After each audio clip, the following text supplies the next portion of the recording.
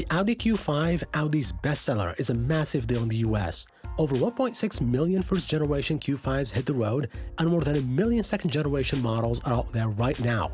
For Audi, the midsize SUV is big business. They cannot afford to lose to the X3 or GLC. As for Lexus, the RX was literally the world's first luxury crossover SUV. But what made it a legend in its segment is Lexus's understanding that you should not mess around with a winning formula. So, it still sticks closely to the tried-and-true approach. But does the legendary status of the Lexus RX still hold up against the all-new Q5? Well, in this video we will dive deep into their designs inside and out, pricing and how they drive. So, without any further ado, let's get into it. Up front, the 2026 Q5 refines the design of the current model with a redesigned grille that's slightly smaller than the previous generation, flanked by two large air inlets and new headlights that are slimmer and less angular, rounding out a really handsome front end. From the side, there are no sharp lines compared to the previous generation, with subtle sculpting through the door panels and a black piece of trim towards the base of the doors that disguises some of the visual mass of the profile. As for wheels, it comes standard with 18 inches, with 19s and 20s optional, while the SQ5 starts with 20s and offers 21s with performance tires. Out back, it's been completely redesigned, featuring a massive light bar that spans the entire width of the tailgate, connecting new slimmer taillights made up of 266 different OLED elements. The bumper also saw an update with real exhausts instead of the fake ones of the old model. The 2026 Lexus RX takes a different approach to how an SUV should look. For one, it's significantly longer than the Q5, 9 inches to be exact, which makes it look less SUV-like. The updated Lexus styling is more cohesively applied to a body that looks like it was meant for them from the beginning. The most noticeable change in the SUV styling is the spindle grille. This design element has always been polarizing, particularly the bulging transition from the more upright lower section of the grille to the hood, which can seem a bit awkward. The silhouette, again, as we mentioned before, is even less SUV-like now. Although the various models' ground clearances are all over 8 inches and the overall height only 0.4 inches lower than before, the new RX sure looks lower than the Q5, even when both sit at around 66 inches in overall height. Out back, just like in the Audi, a massive LED light bar lines the rear end with the new Lexus wordmark stretched across the trunk lid. The lower portion of the bumper now features a smoother wave-like design that blends polished metal and plastic into one cohesive look.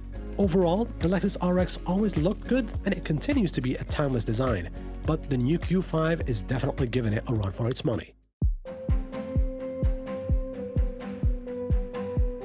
Jumping inside, instead of the old Q5's attractive but somewhat basic design, this generation is completely new.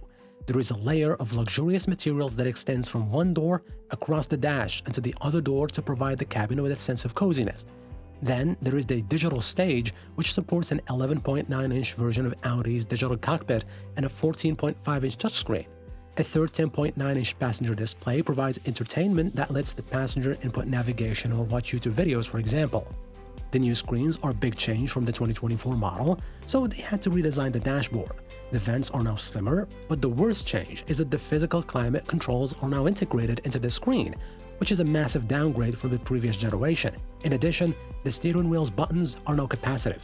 As for Lexus, the RX's interior is eons better than it was. The dashboard adopts a more distinct two-tier design, with a wraparound upper edge that seamlessly connects with the door panels. The resultant recess houses the available ambient lighting. A cleaner center console design with a smaller shifter and no more trackpad makes things feel less cluttered while ditching most of the ancient buttons for a larger touchscreen with fewer knobs. Where the Lexus outshines the Audi Q5, however, is in its material use. There is lots of leather, real aluminum around the vents and steering wheel, and even a suede-like texture on the door panels in the same shade as the seats.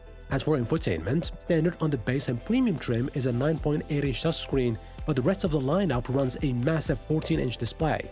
Rotary dials on either side handle climate duties, unlike the Audi Q5's integrated into the screen, with a smaller dial below for volume. The interface itself is easy to use with a simple main menu operating just like a smartphone. Both screens offer wireless Apple CarPlay and Android Auto. As for passenger cargo space, the Q5 supportive front seats get 41 inches of legroom and 39.5 inches of headroom, putting it in line with most of its competition. In the back, again, you get generous space both in terms of leg and headroom. The comfy reclining rear seats, heated and higher trims, makes the most of this stretched out space, which makes the Q5 a genuinely comfortable ride for 4 adults. As for cargo space, the new Q5 has grown slightly, small went 27.5 cubic feet with all the seats up, hold the 40-20-40 second row, and that number more than doubles to 58 cubes. Passenger space inside the RX is fairly similar to the Q5. Lexus makes some great seats, and these handsome leather buckets fit the driver and front passenger like a glove thanks to excellent power adjustability in addition to the ample head and legroom available. Rear seat passengers enjoy slightly increased legroom at 37.4 inches, and a pair of rear passengers will have plenty of space despite a tall driver up front. Depending on the trim, heated and ventilated seats are available in both rows. Cargo space, however, is nothing special, with a slightly larger 29.6 cubes with the rear seats up. Pull them down and you get a slightly smaller 46.2 cubic feet compared to the Q5 hybrid.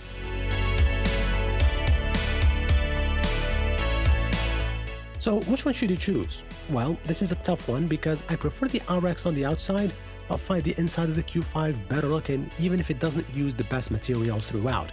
But since driving engagement and comfort is a priority for me, it's a win for the 2026 Audi Q5.